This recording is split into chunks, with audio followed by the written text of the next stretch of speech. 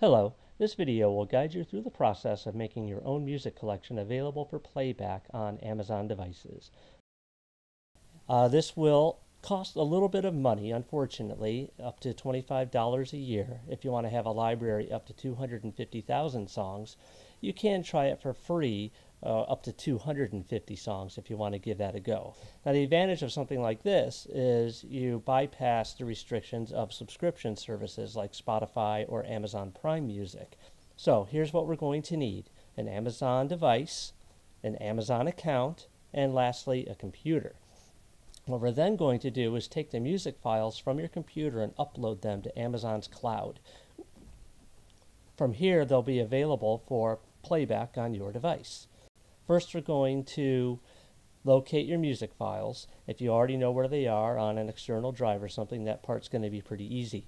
But if you're trying to get them from iTunes, then we might have a slight amount of work to do. What I'm going to do here is switch over to iTunes, and you can see that I have some songs available to me right now. But you'll notice over here that I have this cloud icon with a down arrow. What that's telling me is that this file is available for playback, but via streaming. If I want to get that onto my computer so I can upload it, I'm going to have to click these icons to get the file to actually download. Now I can do that by the artist, I can do it by the album. You can click in here and see download option. I'm just going to go ahead and pick a couple of tracks here to get them downloading. I'm just going to click those icons and get that started. You can see over here there's some progress as those files are downloading. Now on a Mac, and this is similar to a PC, the music files will tend to be stored in your logged in user account in a music subfolder. And here we have iTunes, and then I have iTunes Media, Music, and you can see some of the download stuff that I have here. Now these files are now available for upload up to Amazon. Now, with iTunes, I could go ahead and do that and have all the information that I need. But if you have files that are stored locally that you've ripped from a CD, then you may not have ripped them with the necessary metadata. And when I say necessary, it doesn't mean you have to have them. But without that metadata, your songs will only be voice controllable via their file name. If you want to control them by artist or something else like genre, then you'll need to provide metadata. If you don't have files in iTunes already, you can download a metadata program. I've used this one here. This is called Tag Editor, and it's a free version. And what I can now do is either drop my files into this window, or I can navigate to them. Actually, I'm just going to go ahead and drop my files in here. So I'm going to select these files, and I'm going to go ahead and drag them into my program down here. Now what I see here are the files, and I see that metadata information filled in, but I could come in and edit that and put in that information to whatever I want it to be. Obviously, if you had files that were missing that metadata, you'll want to put them all in. And you can copy and paste that to make your work a little easier if you're dealing with a lot of tracks. In this particular program, you'll want to hit save to make sure that those changes are committed to the files. Then we're going to go do the upload. On a PC, I'm sure there's other programs available as well, either free or for purchase, that you can use to edit metadata. And again, if you've already put them in iTunes, you can edit that metadata there. We'll switch over to iTunes, and I can easily change metadata by right-clicking and saying Get Info. And I have information here that you can then change.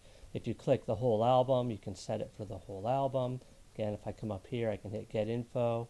And I could actually change the metadata then for all the tracks that belong to that album. So now, once we have our files on our hard drive, we need to talk about getting into Amazon to do the upload. So there's a couple ways you can access this. One of them is to do HTTPS. Type that in the right way here.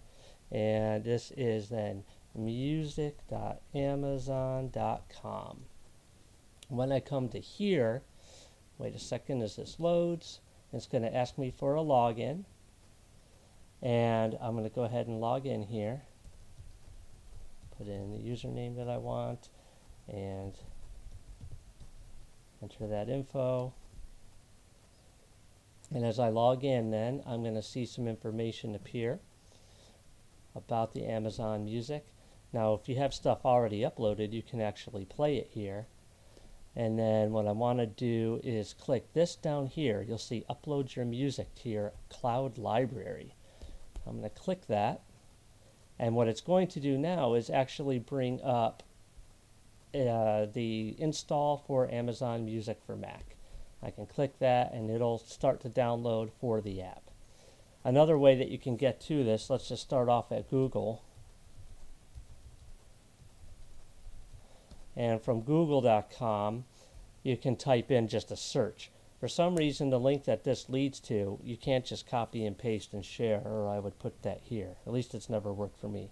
I'm going to type in Amazon Music Player. And that's going to lead me to a nice link here. I can click that. And then I can see Mac and PC download desktop app.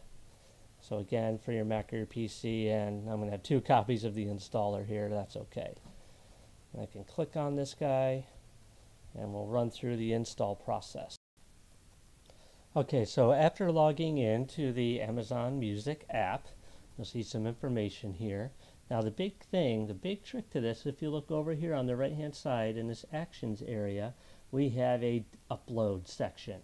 It says Upload Select Music. You can click that, or you can drag files to that. For the sake of this example, I'm just going to go ahead and click this. You can select by folder, or you can select individual files. Let's go ahead and pick Select Folder. Again, I could just drag the folder into here if I wanted, but this works as well. So I'm going to navigate to my music folder and go from there.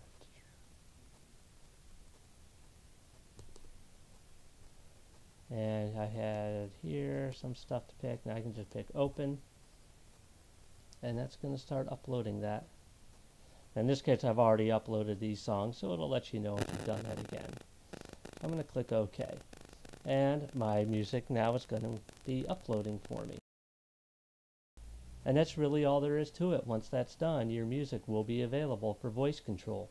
And again, if you used the metadata program or already had the metadata in there, then you'll be able to play by album, song title, artist, things of that sort.